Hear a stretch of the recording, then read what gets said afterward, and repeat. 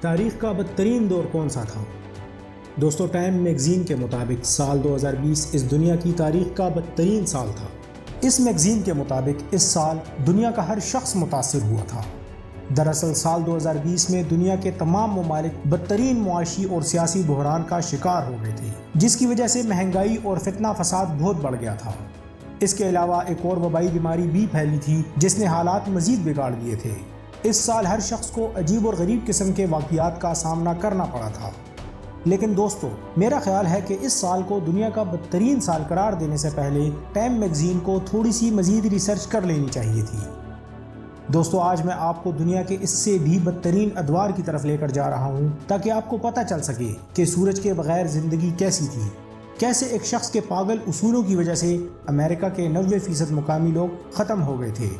اس کے بعد پھر آپ خود ہی فیصلہ کرنا کہ دنیا کا بدترین دور کون سا تھا۔ دوستو، ڈو یو نو کی ویڈیوز میں ایک مرتبہ پھر سے خوش آمدید۔ امریکن کولونائزیشن۔ اسکول کی کتابوں میں آپ نے اس کے بارے میں زیادہ ڈیٹیل سے کچھ بھی نہیں پڑھا ہوگا۔ دوستو، کرسٹوفر کولمبس جس نے امریکہ دریافت کیا تھا، آپ کے نزدیک وہ ایک ہیرو ہے یا پھر ولن؟ کامنٹ میں اپنی رائے کا اظہار ضرور کیجیے گا۔ کرسٹوفر کولمبس نے جب امریکہ کی سرزمین پر قدم رکھا تو اس نو آبادیاتی دور میں اس نے وہاں کے مقامی لوگوں کے لیے اس زمین کو جہنم بنا دیا تھا۔ اس مصیبت کا آغاز 1400 عیسوی کے آخر میں اس وقت ہوا جب کرسٹوفر کولمبس نے ان لوگوں کے خلاف ظالمانہ اقدامات شروع کر دیے تھے۔ کولمبس کے لوگوں نے ان لوگوں کے ساتھ انتہائی ذلت آمیز اور ظالمانہ سلوک شروع کر دیا تھا۔ ان مقامی لوگوں کی زندگی کی ان لوگوں کے سامنے کسی قسم کی کوئی ویلیو ہی نہیں تھی۔ انہیں چھوٹی چھوٹی باتوں پر انتہائی سفاکانہ طریقوں سے قتل کر دیا جاتا تھا۔ اس دور میں ان مقامی لوگوں کے خلاف ظلم کی انگنت کاروائیاں ہوئیں۔ چھوٹی چھوٹی باتوں پر ان کے جسم کے اعضاء کاٹ دیے جاتے تھے اور بعض اوقات تو کسی ایک شخص کی بغاوت کی سزا اس کے پورے خاندان کو ملتی تھی۔ اور دوستو، خاندان کے لوگوں کو جیل میں نہیں ڈالا جاتا تھا، بلکہ ان سب کو اس باغی شخص کے سامنے بے دردی سے قتل کر دیا جاتا تھا۔ جب کولمبس کے سرپرستوں یعنی ملکہ ایزابیلا اور اسپین کے بادشاہ کو کولمبس کے اس وحشیانہ عمل کی خبر ہوئی تو انہوں نے اسے اس کے عہدے سے ہی ہٹا دیا۔ لیکن یہ اس وقت تک جو کچھ کر چکا تھا وہ تو تبدیل نہیں ہو سکتا تھا اور نہ ہی کبھی ہو سکے گا۔ اس کے علاوہ دوستو، اس جزیرے پر رہنے والے بہت سے مقامی لوگ ان بیماریوں سے مر گئے تھے جن سے ان کا پہلے کبھی واسطہ ہی نہیں پڑا تھا، اور یہ تمام بیماریاں یورپی لوگ اپنے ساتھ لے کر آئے تھے، جن میں سے چیچک بھی ایک ہے۔ دوستو، چیچک بہت تیزی سے مقامی لوگوں میں پھیل گیا تھا اور یورپ سے آنے والے لوگوں میں اس بیماری کے خلاف قوت مدافعت موجود تھی۔ اس کی ایک وجہ یہ تھی کہ یہ اس کو اپنے ساتھ لے کر آئے تھے، اور دوسری وجہ یہ تھی کہ یہ پہلے بھی اس کا سامنا کر چکے تھے۔ لیکن مقامی لوگوں کے لیے یہ بیماری بالکل نہیں تھی اور ان کے جسم میں اس بیماری سے لڑنے کی طاقت ہی نہیں تھی۔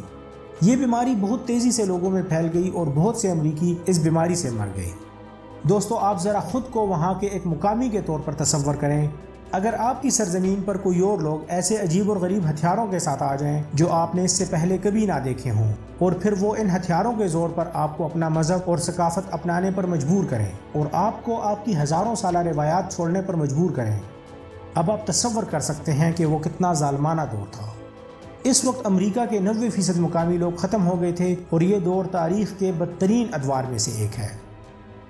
یورپ کا جادو۔ مائی کیوریس فرینڈز، یورپ میں 1560 یعنی 1560 میں اچانک ہی جادوگروں کے خلاف کارروائیاں شروع ہو گئی تھی اور یہ عمل 1630 یعنی 1630 تک جاری رہا۔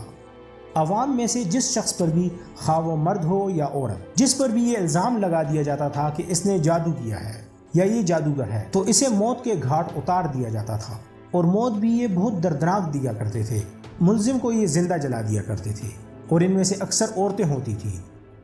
عورتوں کو زیادہ تر آزاد خیال سمجھا جاتا تھا، اور اس دور میں معاشرے میں لوگوں نے عورتوں کے خلاف ایک عجیب سی رائے قائم کر دی تھی کہ ان کا جادو ٹونے کے علاوہ کوئی دوسرا کام ہی نہیں ہے۔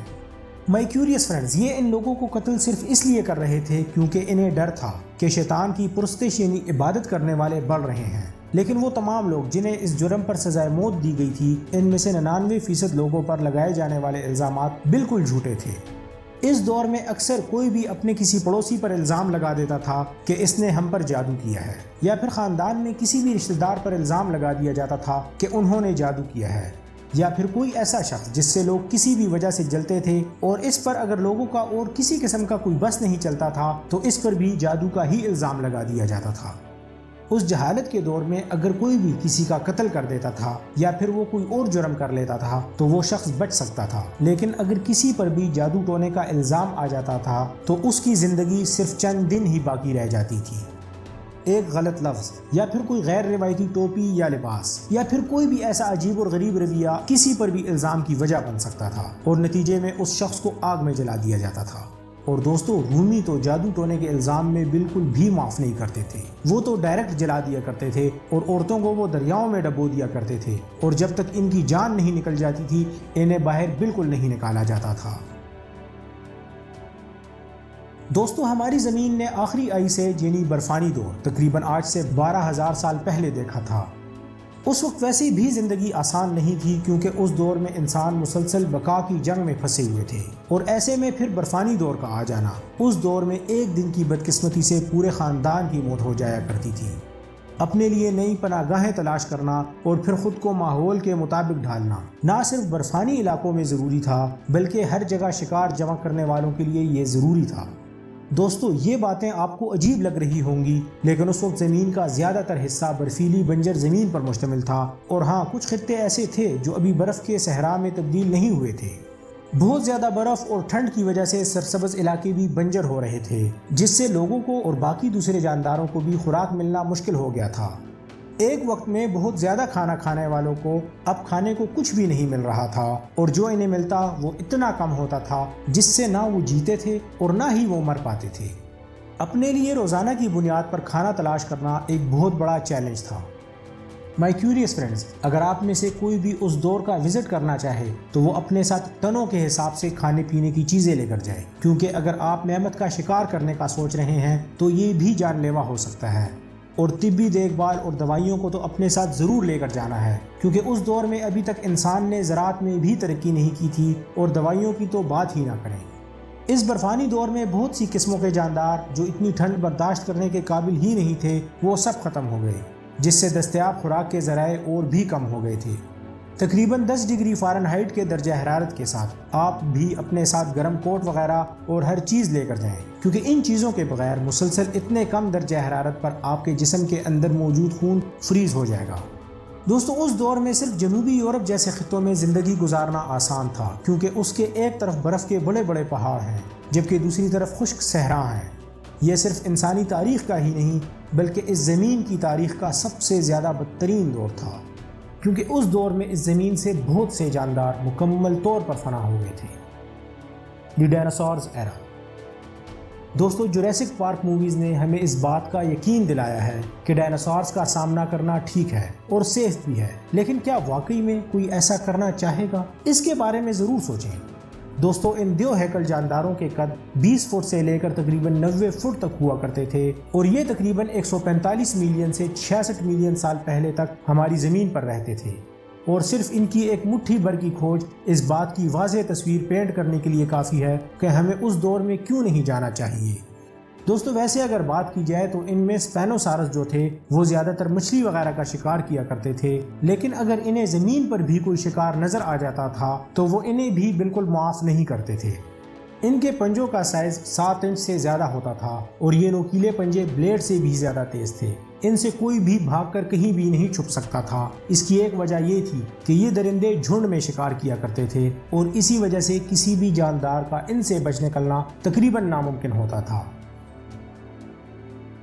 اس کے علاوہ دوستوں، اس دور میں ہوا میں اڑنے والے ڈائناسورز بھی تھے۔ ان میں سے کچھ تو لڑاکا طیاروں سے بھی سائز میں بڑے تھے، اور وہ تو کسی کو بھی کہیں سے بھی انتہائی آسانی سے شکار کر سکتے تھے۔ اس کے علاوہ ڈائناسورز کی ایک اور قسم کروناسارس جو سمندر میں رہتے تھے، ان کا سائز تقریباً 40 فٹ لمبا ہوتا تھا، اور سمندر کے تمام جاندار اس سے تنگ تھے۔ دوستو، اگر آپ میں سے کسی کے پاس بھی ٹائم مشین آ جائے اور آپ کو ماضی میں جانے کا موقع ملے تو ان ادوار سے بالکل دور رہیں۔ اب آپ خود ہی فیصلہ کرنا کہ دنیا کا بدترین دور کون سا تھا۔ دوستو، آج کی انٹرسٹنگ اور انفارمیٹیو ویڈیو کو مکمل دیکھنے کا اور پسند کرنے کا شکریہ۔